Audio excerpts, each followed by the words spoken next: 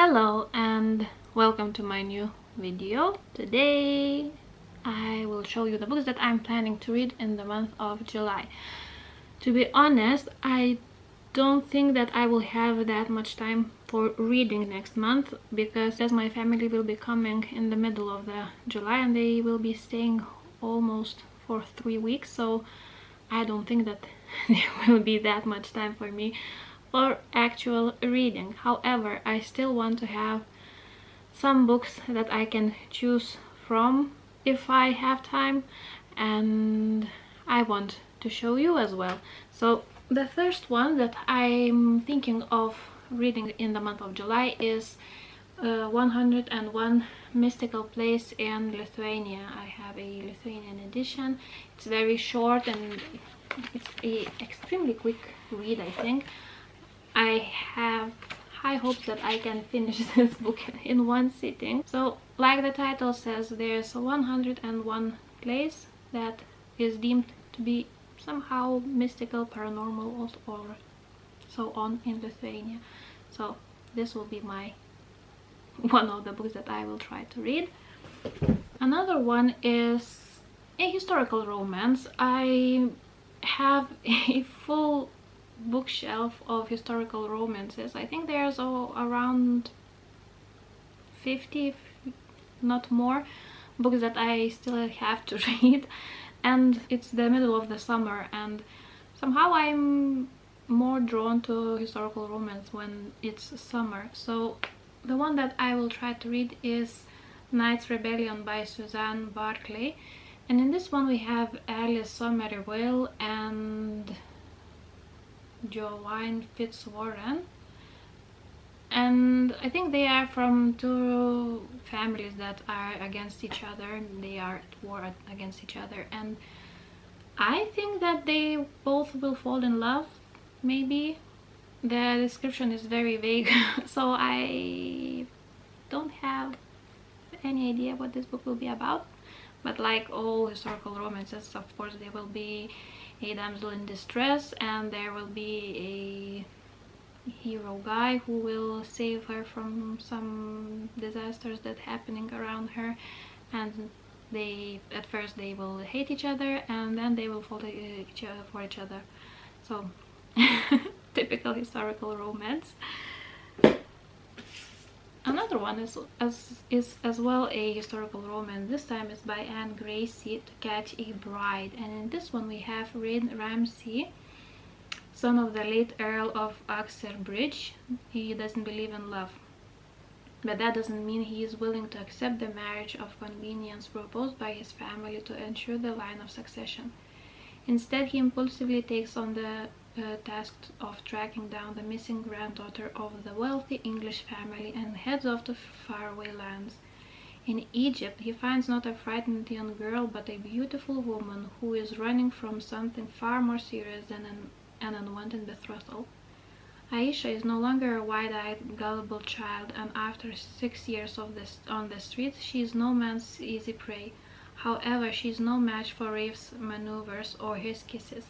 Before long, she finds herself headed back to England with Rafe to embrace a new life and a new family.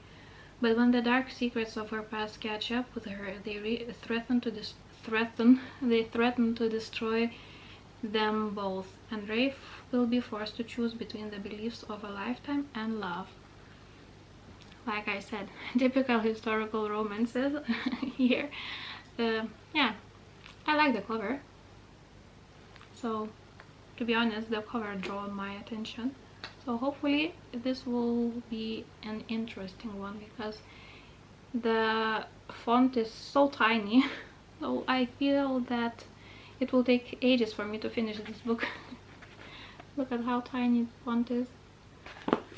Yeah, so this one. Another one is a thriller this time. It is Sizzle by Julie Garwood, and in this one we have a student, Lyra Prescott, who is a film student, and she has a very interesting family. Her grandmother is very peculiar. She has two very overprotective brothers, and after finishing the school she can choose go back to her hometown and work in that TV station, or she can try to pursue her dream, work in the Hollywood. And so with that in mind, she is now doing her final project at the university about I think some crime that she will try to cover on her final work. And now she's drawn into a many of very dangerous things, because I think now she witnesses some few crimes or so on, and she's introduced with FBI agent, and I think now they both will try to find out what's happening. And I think, I have a feeling that there will be some love involved because it's typical, to be honest. So yeah, this one. Another one that I'm extremely happy to finally pick up is The Invisible Life of Eddie LaRue by V.E. Schwab.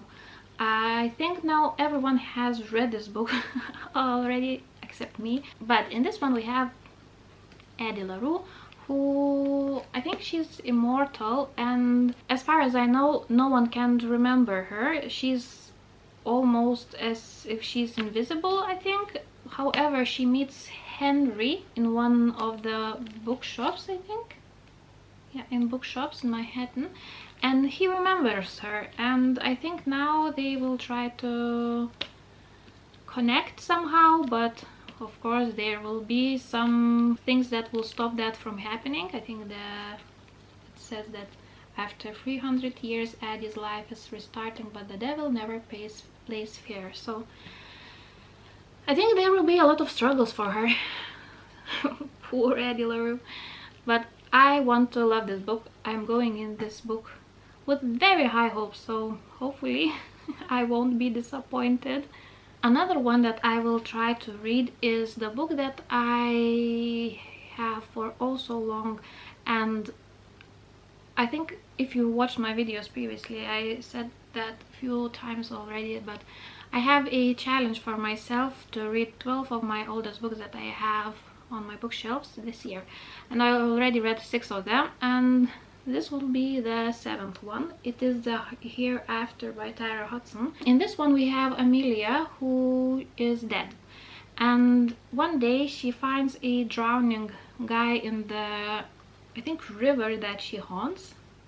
I'm not quite sure about that, but I think that's the thing, that she's haunting the river and she finds a drowning guy in it, and I think she helps him to survive. And now Joshua and Amelia, they are connected, and I think there will be love, but it will be a little bit strange love between the living one and the ghost.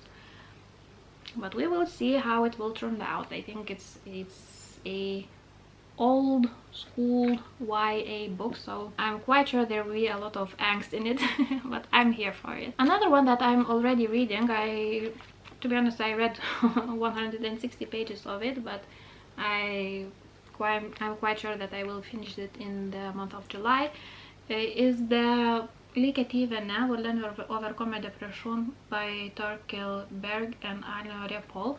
It's a book about how to battle with depression and how to help yourself to win this fight. And it's very interesting. There's a lot of things that I didn't know.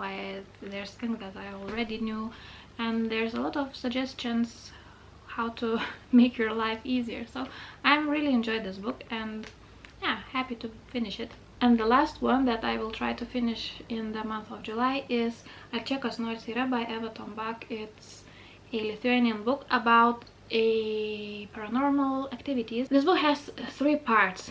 In the first part, it's a collection of stories that is told to the author of this book by various people about their paranormal encounters. The second part of the book will be, I think, about the people and how their brains work when they are heavily medicated, and what they see when they are medicated, I think. And the third part will be a thoughts from scientists, psychologists, priests, and so on.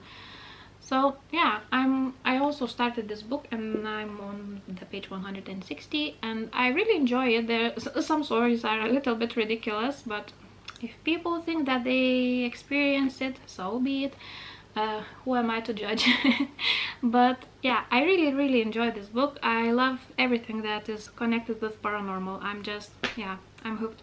I love reading stories about ghosts and paranormal things and poltergeists and so on. So I'm happy that I finally started reading this one. So here are the few of the books that I will try to at least start reading in the month of July. We will see how much I will be able to read. Hopefully all of them. If not, they will be going to the month of August. Thanks for watching. Hopefully you enjoyed this video. Give this video a thumb up. Subscribe if you haven't yet. And yeah, that will be it for today. So thanks for watching and I'll see you in my next one. Bye!